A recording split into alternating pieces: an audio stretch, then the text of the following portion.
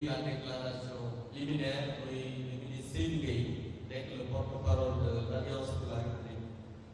Je pareil, nous ferons partie du Wolof. Et ensuite, on se mettra à la disposition des confrères et conseils pour quelques questions avant liées au détail. Donc, monsieur le porte-parole, vous avez la parole.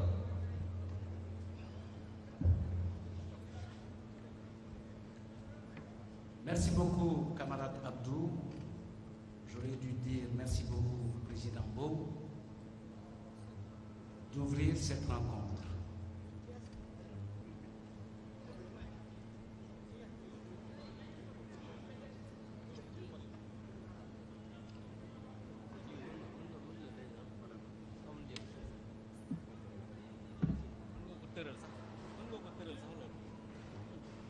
Mesdames, Messieurs les journalistes, chers invités, chers camarades, nous vous remercions de votre présence et vous souhaitons, au nom du président de l'Alliance pour la République, M. Macky Sall, des membres du secrétariat exécutif national, des responsables et militants du parti et de nos alliés, la bienvenue à cette conférence de presse. Permettez-nous, avant d'entamer la conférence de presse, d'observer une minute de silence pour nous recueillir devant la mémoire de nos compatriotes qui ont péri en mer et sur les routes ces dernières semaines.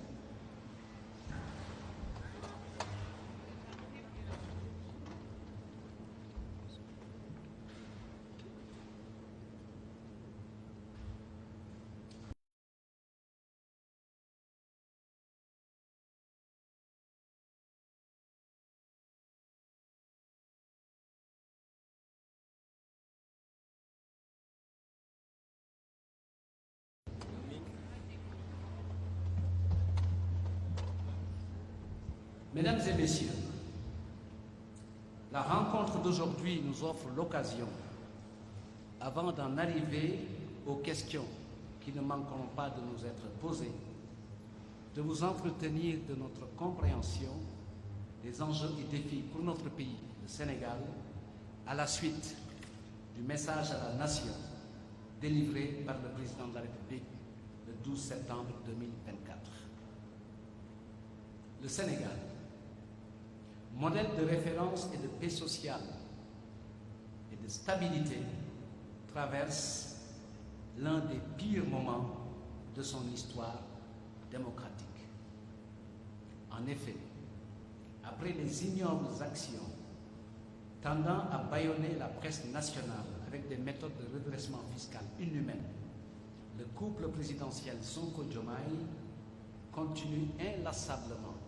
de bafouer la Constitution, de piétiner les lois de la République. En tant que gardien de la Constitution, garant du fonctionnement des institutions, le président de la République, piégé par son Premier ministre, multiplie les fautes politiques et les atteintes graves à la Constitution. Les violations en série de la Constitution ont débuté par le soutien malheureux apporté à son Premier ministre dans sa médiocre décision de ne pas procéder, conformément à la Constitution, à sa déclaration de politique générale, restant ainsi fidèle à ses habitudes de mépris et de désinvolture à l'égard des institutions constitutionnelles et des valeurs républicaines. Mais le plus affligeant, ce sont les artifices minables utilisés pour museler l'institution parlementaire et la mise en œuvre souveraine de son agenda des travaux. Cette crise institutionnelle entre l'exécutif et le législatif, provoquée, voulue et entretenue par le président de la République, avait pour seul dessein de bloquer l'institution parlementaire, d'éviter à son Premier ministre le face-à-face avec les députés dans le cadre d'une motion de censure. Voilà, hélas, une stratégie bien ridicule d'évitement des responsabilités constitutionnelles et de confinement des règles édictées par la Constitution de la République du Sénégal. Après son décret convoquant une session extraordinaire de l'Assemblée nationale, le président de la République a transmis au président de l'Assemblée nationale une lettre à travers laquelle il fixe la date de la déclaration de politique générale au 13 septembre 2024, donc aujourd'hui. Alors que l'Assemblée nationale avait souverainement fixé celle-ci au 11 septembre, c'est-à-dire avant-hier. Et entre les deux, il y a eu la dissolution de l'Assemblée nationale. Nulle part dans la Constitution et ou dans la loi organique portant règlement intérieur de l'Assemblée nationale, il n'est attribué un tel pouvoir au président de la République. Au contraire, l'article 19 du règlement intérieur prévoit clairement que l'agenda des travaux de l'institution est fixé par la conférence des présidents. En fixant ainsi la date de la DPG au 13, alors qu'il avait déjà sollicité l'avis du Conseil constitutionnel pour une possible dissolution le 12 septembre, le président de la République est dans un jeu trouble de banalisation de sa signature et de banalisation de l'institution présidentielle. Mieux, le président de la République, après le rejet par l'Assemblée nationale de son projet de révision constitutionnelle visant la suppression du Haut Conseil des collectivités territoriales et du Conseil économique, social et environnemental, a procédé par décret au limogeage de leurs présidents respectifs, méprisant royalement la décision souveraine de la deuxième institution de l'État, l'Assemblée nationale. Cette mesure, prise en représailles de la décision souveraine des représentants du peuple, est encore une manière inélégante de violer la Constitution. Sans conteste,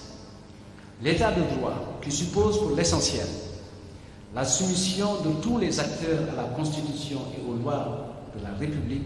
est bafoué et brutalisé par le président de la République, qui viole délibérément la Constitution dont il est le gardien. Gouverner, c'est prendre dans la transparence des décisions adéquates, la manière la plus adéquate et au moment le plus adéquat. En effet, en prenant les décrets mettant fin aux fonctions des présidents du Haut Conseil des collectivités territoriales et du Conseil économique, social et environnemental, bloquant ainsi le fonctionnement de ces institutions, le président de la République commet un parjure. C'est une faute constitutionnelle grave de procéder à la dissolution de fait de ces deux institutions par un blocage de son fonctionnement. À cette infantilisation de nos institutions s'ajoute malheureusement la régression des droits humains et des libertés individuelles à travers des arrestations injustifiées de leaders d'opinion comme Bah Diakhaté,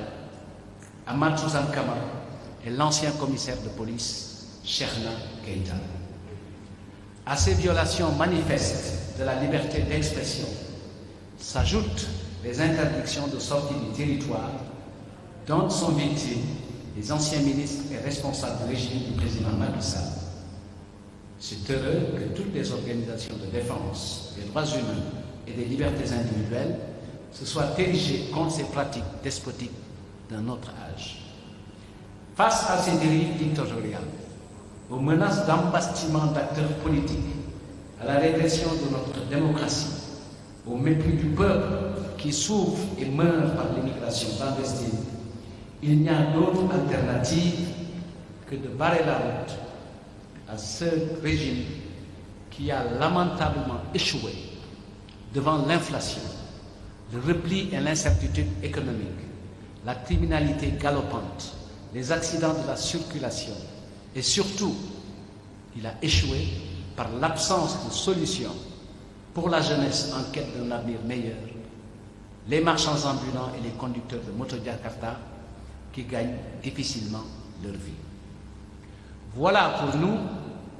les défis majeurs pour notre vivre ensemble, face auxquels le gouvernement répond par la dérobade. Mesdames et messieurs, chers invités, au total, nous avons entendu hier le message d'un président de la République partisan qui avance masqué vers un agenda électoral sans concertation avec les acteurs. Pour l'Alliance pour la République, les impératifs de l'heure portent sur, premièrement, la mise en place avec tous les démocrates, tous les républicains et toutes les forces sociales et citoyennes d'un large front pour la régularité, la transparence et le respect scrupuleux des dispositions du code électoral, à défaut d'un consensus entre les différents acteurs. Deuxièmement, la mise en place d'une coalition électorale de l'opposition la plus large possible pour une victoire éclatante et imposer la cohabitation aux nouvelles autorités au soir du 17 novembre 2024 pour le bien du Sénégal. Mesdames et messieurs les journalistes, chers invités, aujourd'hui, la démocratie et la République sont en péril. Il faut les sauver l'une et l'autre. C'est pour nous l'occasion de rendre un hommage mérité au groupe parlementaire Benno Bokk Yakaar, qui est resté uni, cohérent et solidaire depuis le début de la législature. Pour terminer, mesdames et messieurs, l'Alliance pour la République appelle tous les militants et responsables, tous les alliés à la mobilisation générale, dans le consensus, la concertation et la solidarité pour poursuivre aux côtés des populations le travail politique et électoral, gage d'une large victoire au soir du 17 novembre 2024. Nous vous remercions de votre bien aimable attention pour le secrétariat exécutif national. Dès à présent, laissez la parole à Abdou, porte-parole adjoint du parti, pour une petite synthèse en wolof. Merci.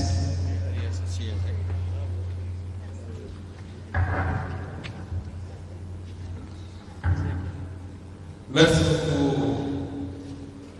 M. Seydou Diouf, comme Seydou Gueye. Je suis encore à la fin. Donc, maa ngi leen di sant comme ni ñu ko waxee dañu woote tey ndaje yi ak taskatu xabaar yi pour wax ci li nga xam ne xawma message à la nation wala massage à la nation lañ ko war a tudde ndax démb dañu gis ki nga xam ne moom la ñuy woowee président de la république mu génn ci li xale yi di wax li mu wax mënoon na ko sax vocal wala mu SMS waaye jamono boo xam ne Sénégal ñi ngi waajal li nga xam ne li ëpp ci population bi moom la ñu gëm muy guddik Seydina Muhammad sallallahu alayhi wa sallam jamono boo xam ne xale yi tey la ñuy gën a dee ci géej ñuy jaale Sénégal yépp ak seeni njaboot jamono boo xam ne liggéey mën naa ne tumuraanke na ci réew jamono boo xam ne tey dañoo xëy FMI génne loo xamante ne nii mooy wane ne Sénégal mi ngi dellu ginnaaw te barki Dembo Ndiaye France bi nga xam ne ay foo moo fa am muy Jeux olympiques président bi dafa wax trêve politique ñun nag suñu président génn wax loo xamante ni amul dara lu ci dëppoo ak dëkk loolu nag dama leen koy faram-fàcceel benn par benn ndax dafa wax ne dissoudre na assemblée nationale loolu ay la yéwén constitution moo ko wax ne su assemblée nationale dafay 2 ans mën na koo dissoudre te may wax nag Sénégal gépp di rendre un hommage mérité di sant di gërëm député Benno Bokk Yaakaar di leen wax ne parce que ñu bëri ñi wax ne li ñu dissoudre assemblée amuñu benn problème ci dissolution assemblée nationale parce que bu ngeen seetloo communiqué bi génn balaa discours bi di jeex génn nañ communiqué bi xam nga ne kon ñooñu pare woon nañ ci assemblée yàgg na waaye daf ci boole wax loo xam ne il faut que sénégalais yi xam ne du dara lu dul maanaam ay njuuj njaay politique président dafa wax premièrement ne assemblée nationale dafa dàq li ñuy woowee débat d'orientation budgétaire te débat d'orientation budgétaire dama bëgg a wax askan wi ne du loo xam ne dafa am vote maanaam dañuy waxtaan ci li nga xamante ne nii moom mooy nan la ñu war a def pour tëgg suñu budget pour année bii di ñëw 2025 waaw balaa ngay wax waxu débat d'orientation budgétaire nga indi sa programme wax projet bi nga xam ne ñu ngi koy wër te ngeen gisagu nga wax fan la jëm premier ministre ñëw def déclaration politique générale waaye non seulement génnewuñu projet génnewuñu programme defuñu loi de finances rectificative indiwuñu def déclaration politique générale ba pare bëgg a def débat d'orientation budgétaire loolu yemul foofu ki nga xam ne premier ministre la génn publiquement traité de l'Assemblée nationale de tous les noms maanaam xas Assemblée nationale la deuxième institution du pays alors que moom amul benn légitimité dañu ko fal loolu bi mu amee Assemblée nationale en toute responsabilité ñu woote bureau Assemblée nationale ne kat premier ministre bi nga xam ne wegul assemblée faalewul assemblée amul programme mënuñu waxtaan ci budget bi nañu dàq débat d'orientation budgétaire loolu moom mooy première wax donc pour wax ne président li mu wax dëppoowul ak li nga xam ne mooy am beneen bi mu joxe comme argument mu ne dañoo rejeter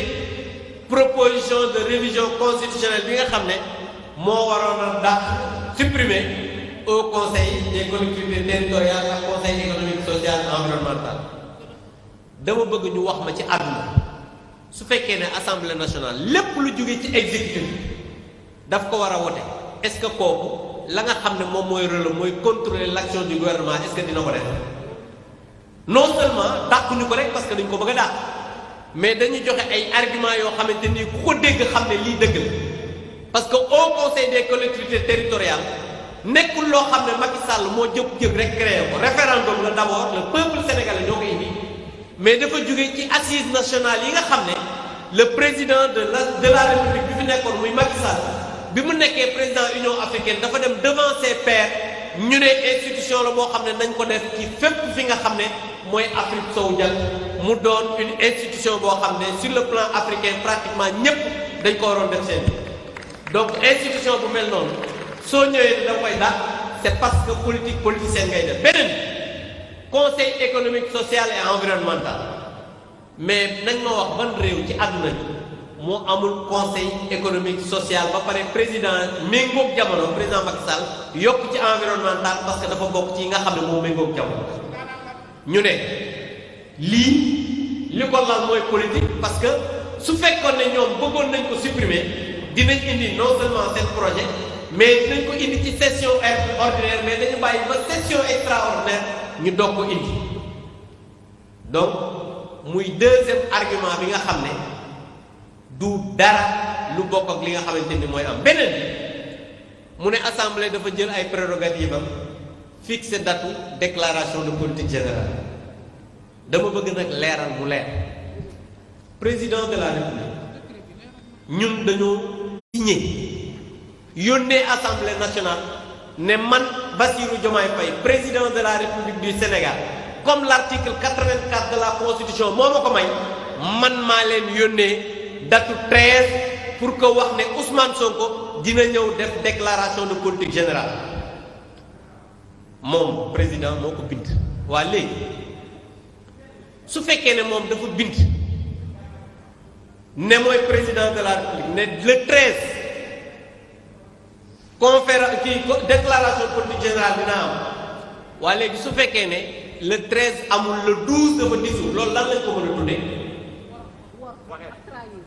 wax loo xam ne amul waa wax lu amul ci wolof lan lañ koy tuddee kese. donc je pense que il faut que nit ñi xam ne ñun suñu wor may ñu wax Ousmane Sonko ni mu daan waxee Ousmane Sonko taxaw na fii Sénégal ñépp di ko dégg mu ne kaddu président de la République Bassirou Diomaye sax gis naa ñu koy vaar mu ne nit soo ma nee dinaa ñëw tey ñëwoo soo nee ma dinaa ñëw suba lan laa ci war a teg donc moom li mu wax rek lañ ci war a teg parce que nag c'est très grave et loolu il faut que nit ñi xam ko moom moo waat ne dinaa respecter constitution Sénégal et je vais faire respecter la constitution comme deful loolu nag parjure la def te parjure ci wolof mooy wor voilà donc tey ñetti argument yi nga xam ne président moom la wax amul benn boo xam ne dëppoo na ci ak te li ngeen di wax ñun dañu ko wax ba pare teg ko ci ay article moom amul dara loo xamante ni mën na ko teg donc liñ ci mën a wax mooy déclaration président de la république démb boo ko résumé mooy du dara lu dul dajale ay argument yoo xamante ni amul benn bu ci am dëgg amul benn bu ci dëppook dëgg ñëw bëgg argument de campagne parce que tey jii xam nañ ne sénégalais yi pare nañ ci ñoom ndax amuñu xam-xam amuñu vision mënuñu xale yaa ngi dee ci géej gi dëkk bi metti na liggéey amatul li ñu digoon sénégalais yi defuñu ko tey jii ñu bëgg une majorité à l'Assemblée nationale bu leen permettre ñu installer un royaume dans ce pays donc li am ba des mooy il faut que sénégalais yi xam ne ñun dañoo am ci suñu bopp réew mi léegi Seydou wax na ko ne le couple présidentiel parce que kenn xamul sax parce que c'est la première fois ci histoire du Sénégal ñu gis ne président boo xam ne lu muy wax yépp dafa am un patron politique boo xam ne moom mooy annoncer li mu war a wax donc c'est le président auprès du premier ministre donc loolu nag Sénégal yi defe naa dañ ci doyal moo tax ñuy wax ne ñun Alliance pour la République dañuy woo ñépp ñi nga xam ne ñooy ay démocrates parce que fi ñu jëm mooy dañuy dem vers des élections pour le 17 dañuy wax ne nañu respecter li nga xam ne mooy disposition quête électorale parce que def lu njuut njaaj ak nekk koo xamante ni naroo def dëgg moo tax depuis le 12 juillet ñu jël décision conseil constitutionnel te boo seetloo ñoom bi ñu demee ci plateau yi démb lañ ko commencé génne ne disposition parrainage duñu ko appliquer délai yi nga xamante ni nii mooy campagne électorale dépôt liste ak lépp li nga xam ne moo jëm ci élection yi dañu nar a réduire tous les délais mais il faut que sénégalais yi xam ne conseil constitutionnel du organe boo xam ne dafay voter ay loi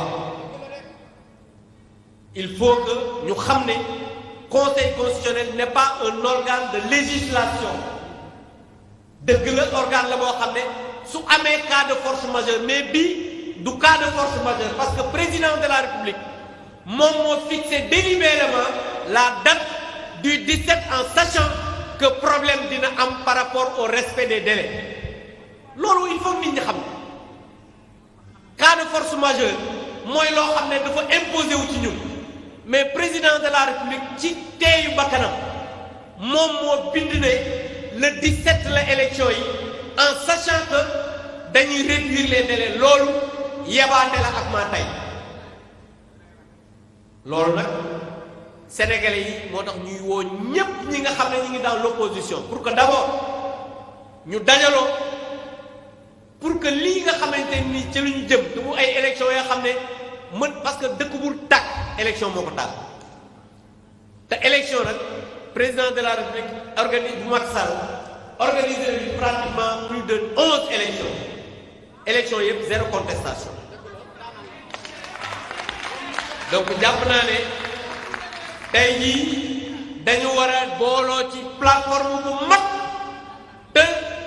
ñi nga xam ne ñoo nekk ci parti politique yi ku ne fàtte sa bopp ñu def Sénégal ci kanam am une large coalition électorale boo xam ne ñii bu le 17 au soir dañ leen di imposer une cohabitation parce que sénégalais yi dañ leen di jaajëfal parce que melewuñ leen ci le 24 li ñu wootee 24 mars parce que dañoo amoon yaakaar dañoo voté parce que jàppoon nañ ne réew mi dina soppeeku dañoo voté parce que jàppoon nañ ne immigration clandestine bi dina tax dina wàññeeku dañu woote woon parce que jàpp nañ ne accident yi dina wàññeeku ñu woote parce que jàpp nañ ne lii nga xamante ni mooy liggéey dina gën a yokk ñu jàpp ne xam nga ne croissance bi dina gën a yokk ñu jàpp ne lii nga xam ne dige woon nañ ko ci ay appel à candidature dinañu ko def ñu jàpp ne lépp loo xamante ni ci réforme constitutionnelle dinañu ko def mais à la place lan lañ ñu may wax lu dul dëgg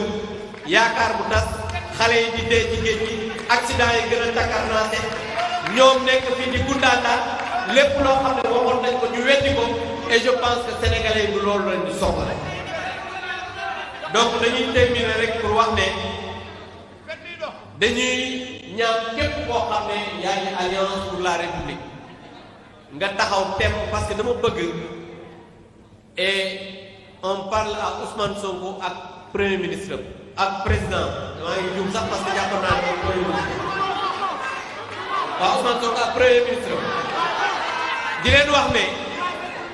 Sénégal dëkku démocratie la te alliance pour la république ragal yeewoowu dama ne fii ba ñi ngi nekk ci bopp réew mi lépp loo xam ne xalaat nañ ko dinañ ko wax te xuppaate boo xamante ni ñi ngi koy jéem ak lii ñuy wax yépp parce que su ngeen seetloo tey ñi wax ne am na benn ministre bu transigé dañ ko wax kan xam nga loolu mooy wane ni ñuy waaj a dellu ginnaaw parce que li ñuy wax yépp c'est des dossiers politiques ils sont en train de préparer chaque sorcière parce que xam nañ ne dañuy dem élection législative te ñi fi toog nii bu ñu demee élection duma leen duma yi métti ñu ne nañ leen xuppatal mais dama ne amul kenn koo xam ne mën nañ ko fee xuppatal dama ne su ngeen ñimee seen yooyu ngeen di wax naan ay reddition des comptes ak yeneen teg loon ko ci suuf te xam ne fii ragal yeewoo fi wasalaamaaleykum wa rahmatullah. Merci. Merci beaucoup. Bon, xale yi nee na moom bu njëkk leen il faut que ñoom ñu xam ne fu mu yem leen. Merci beaucoup. Merci beaucoup camarade Abdou. foog naa ni ci wolof communication bi am na njëriñ am na solo ndax weesu na tënk indi ay tontu ak ay leeral liñ ci mën a jàpp mooy kii ñu fal mooy le président de la République Bassirou Diomaye Diakhar Faye son excellence ni ñu koy waxee kii ñu nommé mooy premier ministre mais boo leen amee seet mbir bi yépp liñ ci mën a jàpp premier ministre bi lu mu wax loolu mooy nekk président de la république lu mu wax day toxu loolu nag war nañoo jàpp ni réew mi xamul loolu du doxe noonu te sénégalais yi nanguwuñu loolu benn occasion moo leen dañu am ci seen kanam pour wane ni ñu ànduñu ci loolu mooy élection yii di ñëw ñu fixé ko au 17 novembre. Merci beaucoup donc Abdou léegi dañuy jël questions yi su amee ñu jël une première série de 5 questions bu fekkee am na ay laaj ak tontu bu fekkente ni jaru ko it ndax wax ji sunu camarade Abdou wax ak li ngeen partagé ak yéen mat na lu ñu yóbbaale kër ga mais ngeen yóbbaale. Donc on ouvre la foire aux questions pour les journalistes qui souhaiteraient en poser quelques-unes. Oui, donc vous déclinez jox ma sa tur sa organe ñu jël liste bi.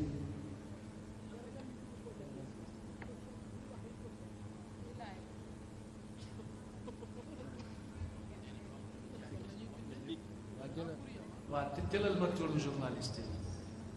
waaw xaaral day wax turam après ñu jël une première série de 5 sa tur bi naka journaliste au journal Le Point. Lansana Diaté Diandi. Diandi Lansana Diandi waaw Le Point ak kan ku bëgg a jël oui devant madame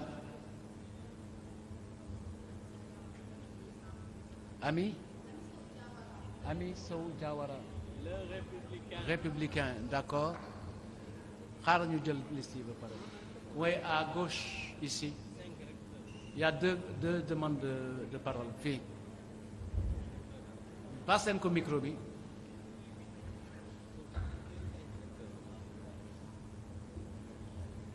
Ouais, il y en a 2 par là. Oui. Votre nom?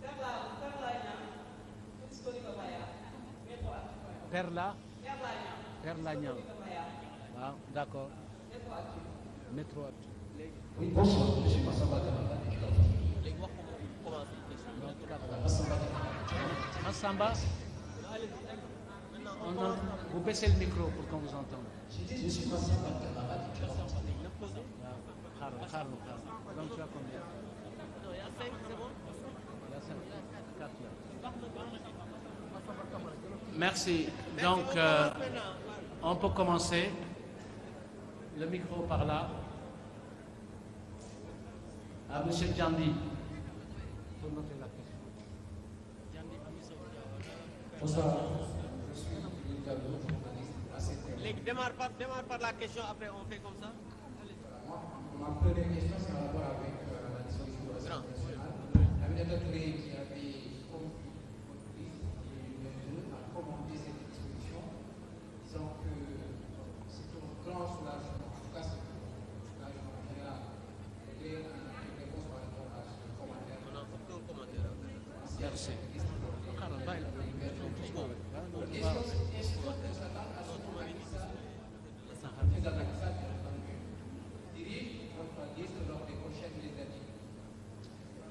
La troisième question, si vous me permettez, c'est en rapport avec Amadouba qui dirigeait une coalition lors de la dernière présidentielle qui vient récemment d'annoncer en tout cas la mise en place de parti politique. Est-ce qu'il y a des parlers qu'il y ait une coalition d'opposition comme vous l'avez annoncé tout à l'heure? Et si possible, est-ce qu'il pourrait diriger votre liste? Merci beaucoup. D'accord. Non, on prend les 5 questions. On prend les 5 questions. Oui, je vais reprendre ma question sur cette élection législative. On est à 2 mois de l'organisation de cette élection législative. Est-ce qu'aujourd'hui, avec la dissolution de la coalition de Nobo-Kiaka, l'APR qui tend vers une nouvelle plateforme de coalition, est-ce qu'aujourd'hui vous êtes dans le délai de pouvoir avoir une coalition large et aller vers les élections et pouvoir constituer une liste solide? Merci beaucoup. Merci beaucoup. Bonsoir. Vous avez dit tout à l'heure dans votre discours que le président est piégé par le Premier ministre. Vous pouvez nous expliquer, selon vos opinions, soit plus clair. Deuxième question, c'est après le discours de l'Assemblée, quels sont les enjeux au niveau de Bernard dans l'ensemble? Merci. Enjeux. Merci. Voilà, je suis Massamba Camara de Djolofanti. Je disais tout à l'heure, c'est la première fois dans l'histoire. Mais baissez le micro, on ne vous entend pas. C'est la première fois dans l'histoire. S'il vous plaît, vous baissez le micro pour qu'on puisse vous entendre. Voilà, je disais que je suis Massamba Camara de Djolofanti. Alors, c'est une première fois dans l'histoire de la démocratie sénégalaise qu'un chef d'État dissout l'Assemblée nationale après avoir donné, n'est-ce pas, sa parole. Il est taxé, n'est-ce pas, dans la sous-région d'un président malhonnête, d'un président qui n'était pas contre, n'est-ce pas, de sa parole. Vous, en tant que est-ce que vous allez continuer à vous massifier pour les prochaines élections législatives? Est-ce que vous êtes confiante que vous allez, n'est-ce pas, gagner la majorité, n'est-ce pas, au niveau de ces élections prévues le 7 novembre déjà? Merci. Il reste une consoeur ici.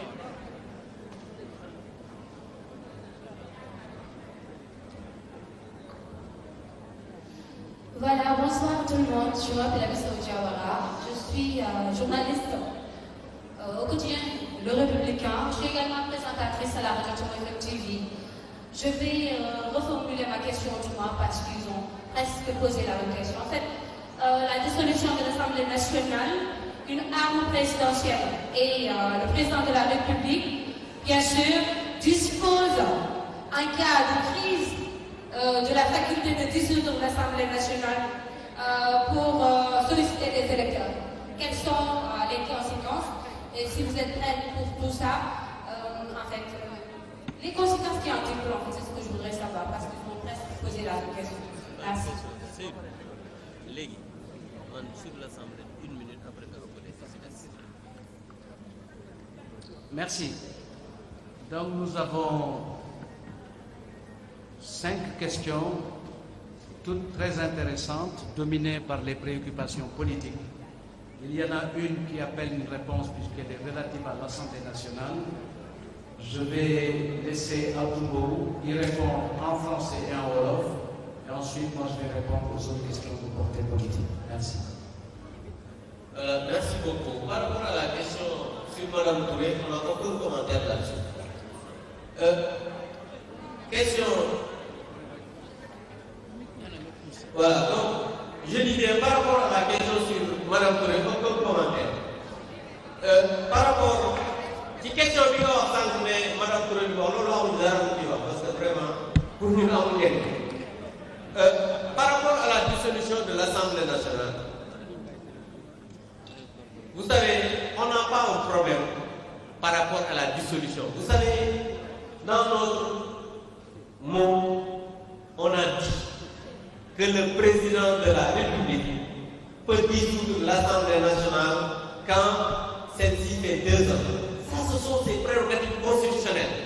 Nous aussi, on était prêts à ça parce qu'on est prêts pour aller aux élections. On n'a pas de problème par rapport à ça.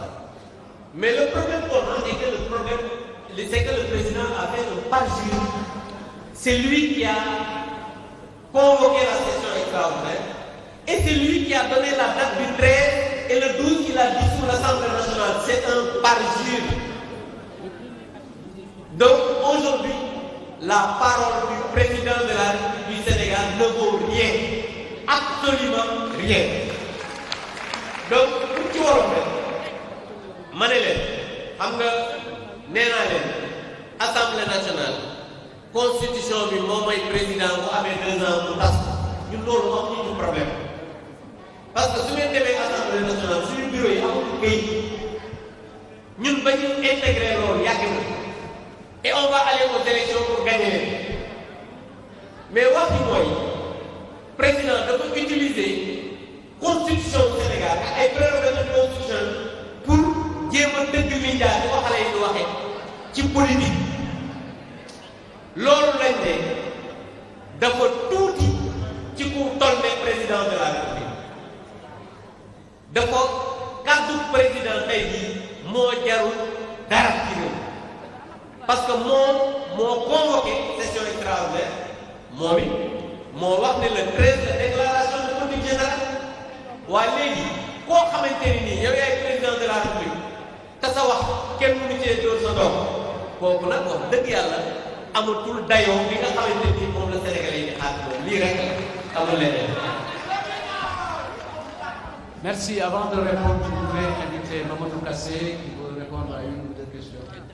À Thérèse.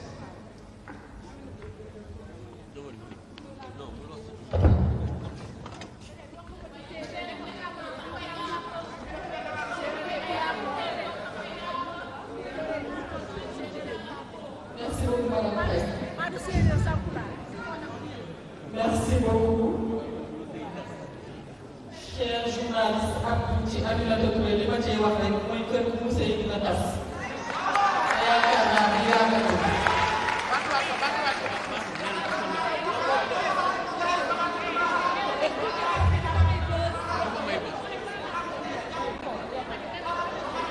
bu ma sori ci moom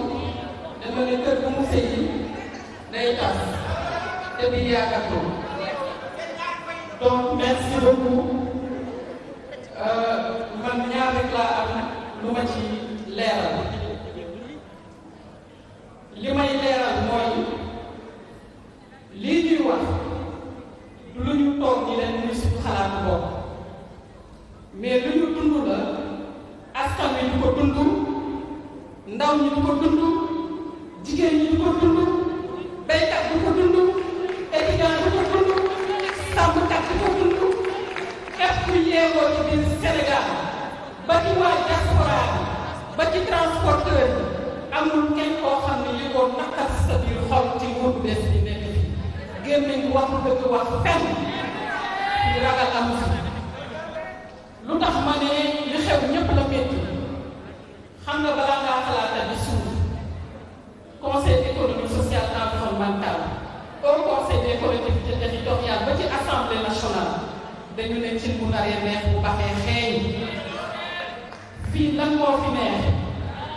président Macky Sall àndi bourse familiale bu dagg ko sànni président Macky Sall le PUDC di def ndox ak courant ci biir dëkk bi kenn gisatul poto bu ñu sàcc ci biir réew mi wala di ko ndox bu ñu sàcc ci biir réew mi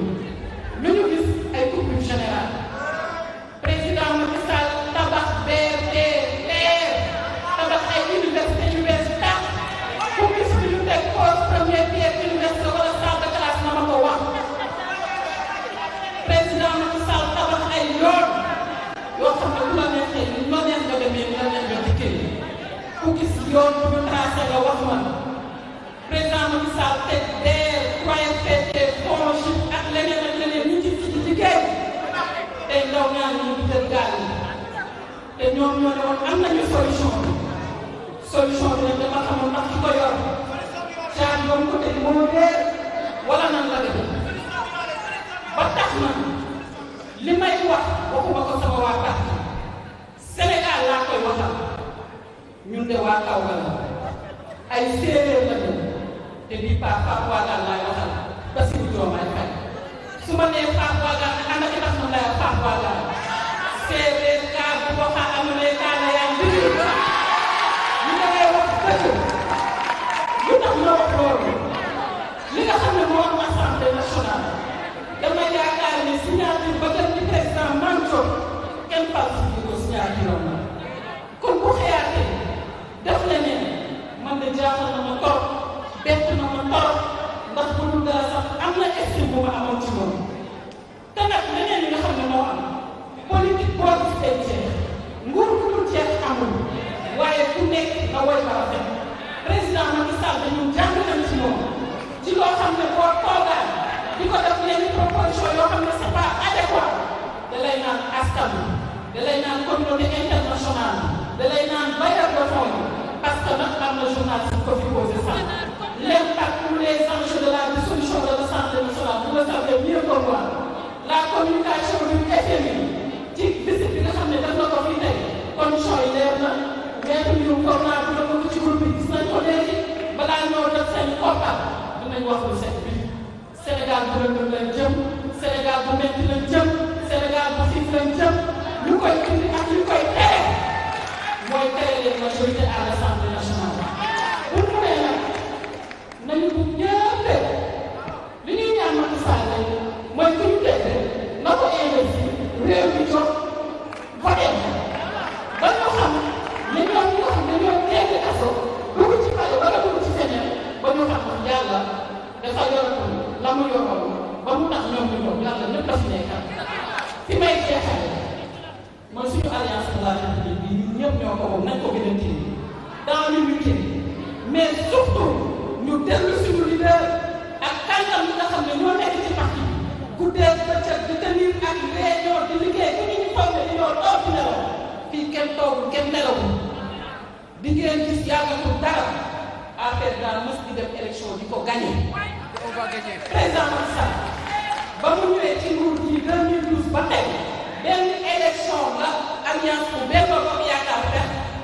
ko man sax muy gis la donc loolu laa bëggoon wax gërëmaat ñëpp sant ñëpp di leen di woo nañu xool Papa Gana encore na xoolaat ndaw ñi sonn nañu jigéen ñi sonn nañu mais sonn nañu monde rural bi xiif nañu gisatuñu ndox gisatuñu que leen defal forage gisatuñu dara courant bi fii ñu nekk nii foog naa ne black out démb ñëpp yëg nañ ko mu ngi coupé comme c'est pas possible courant bi cher na kat kuy jënd oyofal man je parle au Sénégalais lambda kat kuy jënd oyofal nga xam ne boo dugalaan léegi la nga doon am foog naa dafa gën a néew que li ngay am léegi li nga xamante ne moom lay waxaat ceeb ak jaww ji ku leen wax ne dafa wàññeeku saa bi soxla mu ngi ci 18 000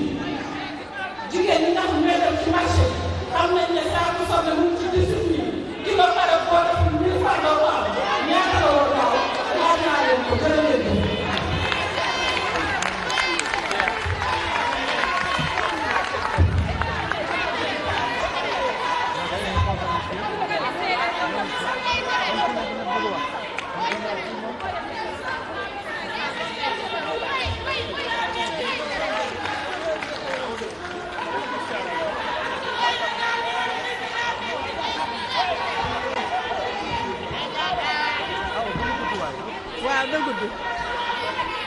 asalaamaaleykum mbokk yi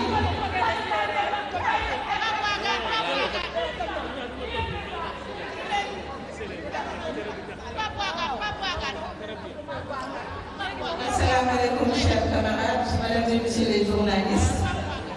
li ma ci bëgg a dolli bariwul damay wax rek ne le président Bassirou Diomaye Faye dafa fàtte li ko fal parce que li ko fal lan la bu njëkk bi mooy dogalu suñu borom bi ci topp mooy ne Ousmane Sonko moo ko désigné beneen bi ci topp mooy 54% des Sénégalais ñoo ko validé moom nag dafa fàtte dogalu suñu borom fàtte yi tamit Sénégalais yi nga xam ne ñoo ko validé ba mu nekk président de la République mu jàpp rek ne ki nga xam ne mooy premier ministre am moom mooy buur mooy bumbi moom mooy sëriñam moom moo nekk bëgg néegam ba tax na lu mu bëgg rek mu fekk ko si li nga xam ne def na ko muy dissolution de l'Assemblée nationale loi may ne ko waaye jëf ji moo ñaaw jëf ji moo sew jëf ji moo petit comme ni nga koy waxee parce que nag boo nekkee président de la République yónnee sa signature yónnee sa décret yónnee nga sa kàddu te gor nag kàddoom du toxu comme nag moom kàddoom toxu na war nañu xoolaat suñu bopp ñun Sénégalais waaye nag bettu ñu ndax moom mooy président France lu la wax rek France digoon nañu fi appel à candidature France waxoon nañ ne bu ñu ñëwee fonds spéciaux yi dafa araam dañ koy dindi France waxoon nañu ne du ñu bokk conseil supérieur de la magistrature France waxoon nañu ne immigration irrégulière dootu fa amati France dinañ wàññi dund gi France donc gouvernement France président France mooy Bassirou Diomaye Faye léegi nag tubaab day wax ne on peut tromper une partie du peuple une seule fois mais on ne peut pas tromper tout le peuple tout le temps kon nag yeewu dafa jot te ñii nag bu leen joxee exécutif jox leen législatif soppali nañ suñu bopp ay jaam pour ñu bañ a soppali suñu bopp ay jaam nag ñun alliance pour la république jigéen ñi góor ñi jeunes yi ak tous les responsables boole ko tous nos alliés ànd ak tous les sénégalais taxaw temm jàkkaarloo ak ñoom pour que bu ñu demee le 17 novembre ñoom ñu bañ a am sax benn groupe parlementaire loolu laay ci bëggoon yow maa leen di sant di leen gërëm.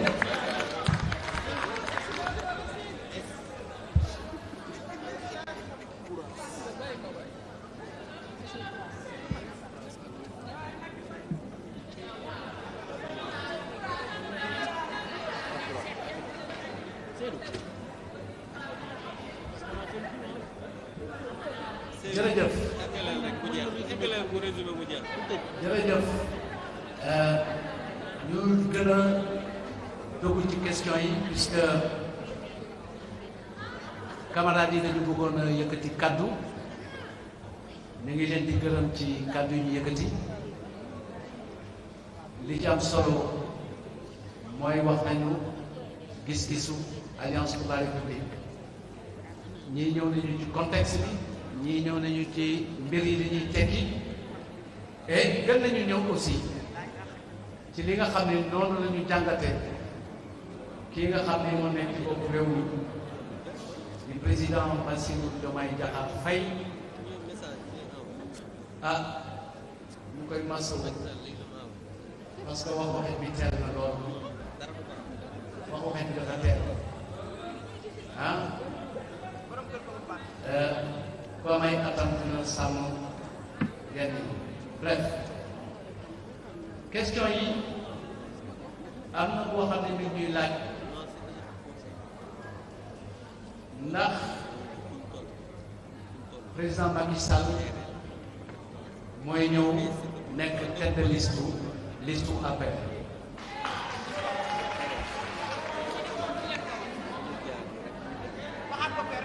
dama ni dañu laajte ndax mën naa nekk président Macky Sall ñëw nekk suñu tête de liste ci élection législative.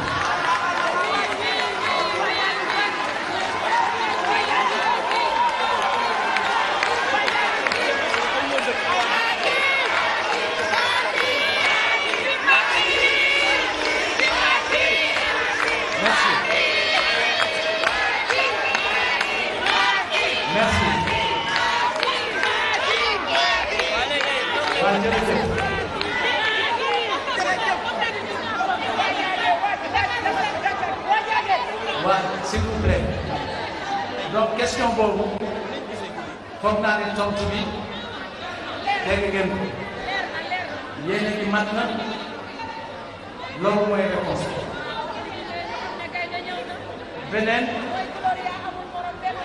laaj nañ ñu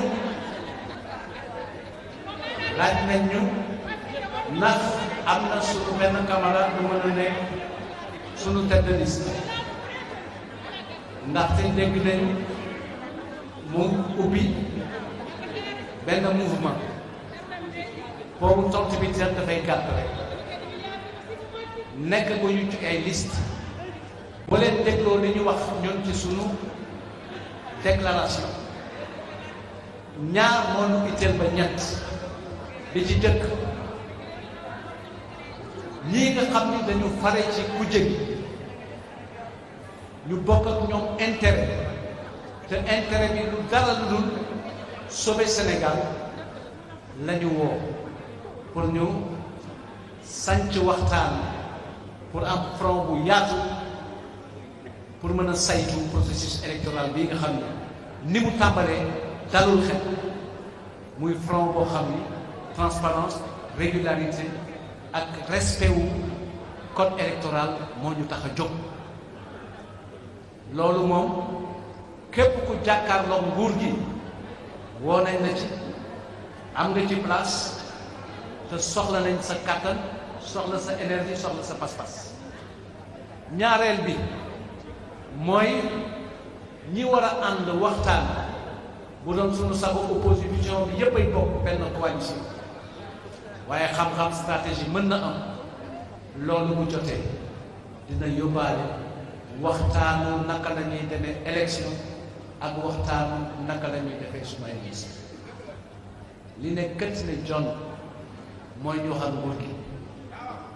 ñu xam ni moomuñu réew dafa am lu nekk ci seen ndodd tradition bi Sénégal am di organiser élection Macky Sall da ko fukki yoon ak benn coow jibul tiga tojul loolu lañu bëgg muy wéy te loolu fu laak fay daa koy mottali ak taxaw pas-pas ci loolu lañ def beneen bi am na ku ma laaj ndax diggante tas assemblée ak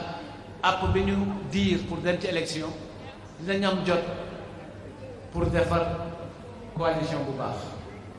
ci lu wóor ci lu wér ci lu gaaw ci lu yem ndax ñi ko seq ñu sàmm seen kàddu lañu ñi ko seq ay ndaanaan lañu ñi ko seq ay gor lañu te ñi ko seq comprendre nañu li xew ci réew mi Sénégal la ko jar te dinañ ko def. am na ku ma laaj parce que dañu wax ci tubaab un président piégé mais dama ci yokkaat beneen. Avant 100 jours yi on avait un président confiné par un premier ministre encombrant. Aujourd'hui, on a un président qui est piégé par un premier ministre qu'il a dit lui-même qu'il ne respecte pas faalewul assemblée du fa dem ñu naan ko voilà moo ko waxal boppam sama yàlla tere na ma may wax lu jëm ci loolu. Donc président bu ñu piégé mooy président boo xam ni yow loo wax ak dogal bi nga jox du am sa premier ministre lu mu wax loolu mooy nekk kooku ban nguur la jeex na. Enjeu après dissolution ñëw nañ ci sunu camarade Thérèse wax na li sénégalais yi nammata soxla ko te nekkatu fi. Abdou Mbow wax na li war a xew ak li ko jar soxna Awa Gueye wax na ni mu jàngat lu leer nouveau Sénégal Sénégal bu bees bi ñu dig ci suñu jàngat il est mal parti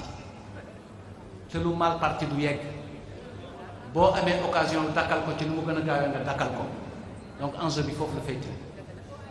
jël majorité bi jox ko opposition bi ñi yàlla may ñu xam mën xarañ am jaar-jaar am yéene ak pas-pas ci Sénégal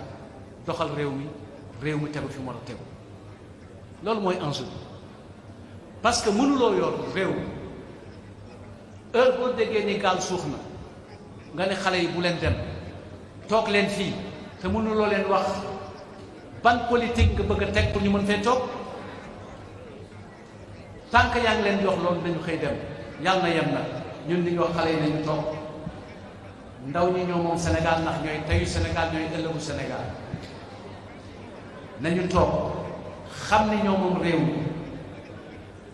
xam ni am na tànneef bu ñu defoon ma jàpp ni tànneef boobu ñëpp nangu nañ ko même fekkente ni woon tànneefu xol tànneefu contexte la woon parce que ñu ci bari bi ñu yeewoo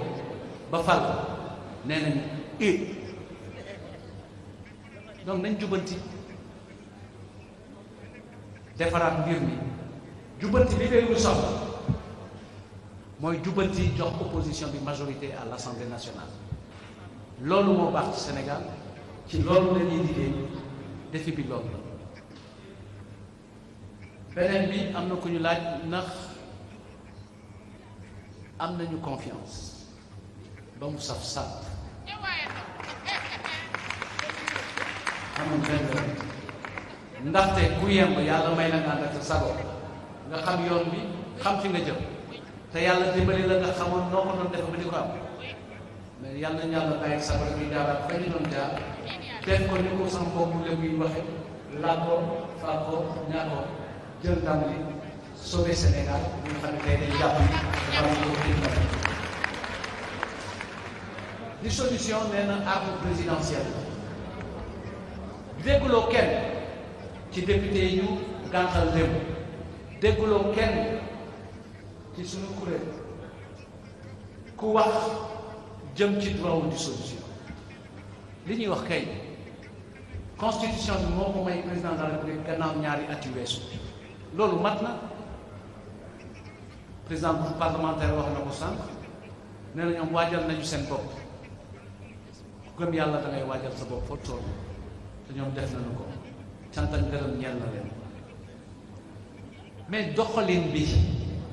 président de la République mënuloo seq ak sa réew lu dul un contrat de confiance bâti sur un pacte républicain di respecter constitution bi respecter président de la République bu bëgg diggaaleeg sa réew ay naxe ay wor ay wax-waxeet doo fi yàgg te doo fi yàq wax-waxeet am na nu mu demee woon fii tey jii li ñuy xaar ci président de la République du président wu parti mooy président wu Sénégal li ci des nag démocratie moo ko maye Sénégal fi mu toll li ñuy xaar ci kilifa yi ñu dénk réew mi mooy ñu respecter peuple bi ñu respecter opposition yi ñu respecter corps intermédiaire ñëpp ànd waxtu waxtaan su jotee nit ñi waxtaan waxtu jongante bu jotee nit ñi jongante ci njekk ak teraanga Sénégal jëm kanam donc loolu mooy li ñu jot a wax xanaa ma tënk ko rapidement ci français. Une première question nous a été posée relativement à un commentaire d'une personnalité du pays. Nous n'avons aucun commentaire à faire sur ces propos. Relativement à l'éventualité du président Macky Sall comme tête de liste, pour nous, vous avez entendu la réponse servie par l'assistance. Et de la même manière, sur l'hypothèse et l'éventualité d'une tête de liste qui pourrait être un de nos camarades qui est en train d'engager un processus de mouvement autonome, nous ne sommes pas encore dans le temps des listes, encore moins dans celui des investitures. Pour l'heure, ce qui importe pour nous, c'est la mise en place, un appel qui est lancé pour la mise en place d'un large front pour la défense de la République, centré autour des questions de transparence électorale, de régularité et du respect impératif des dispositions du code électoral qui est en l'espèce et le code de référence. Tout doit se faire à partir des dispositions du code et rien en deçà et rien au-delà. C'est ça la perspective. La deuxième perspective, c'est de travailler à la constitution d'une coalition, cette fois-ci électorale, de l'opposition la plus large possible, qui pourrait engager des acteurs de l'opposition à la recherche d'une victoire pour le bien-être des Sénégalais, avec cet impératif d'imposer la cohabitation pour respecter la trajectoire de développement du Sénégal.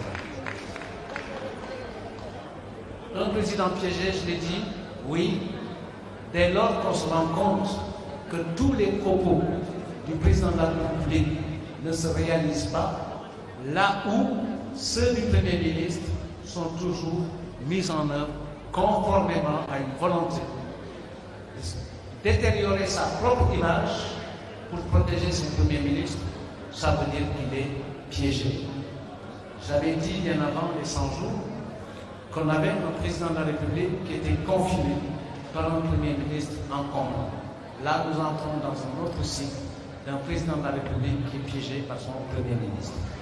Enjeu après la dissolution, je suis largement libre là-dessus. Une dernière question sur la confiance. Est-ce que nous sommes confiants?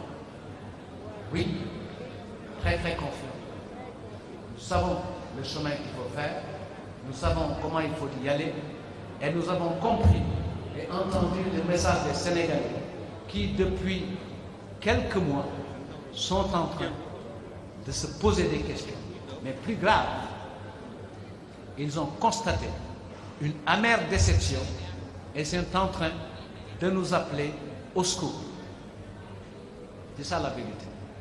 Et donc, nañu tey ñu defaru fekk leen fi ñu ne ànd ak ñoom ci li ñu bëgg ñu jox ñu ci li ñu mën muy delloo majorité bi opposition bi ñu def cohabitation boo xam ne dina indi jàmm ci biir Sénégal indi jàmm ci réew mi. Dernière question, est-ce qu'on aura le temps de bâtir une coalition? Bien évidemment, puisque ce sera une coalition entre des acteurs qui ne sont animés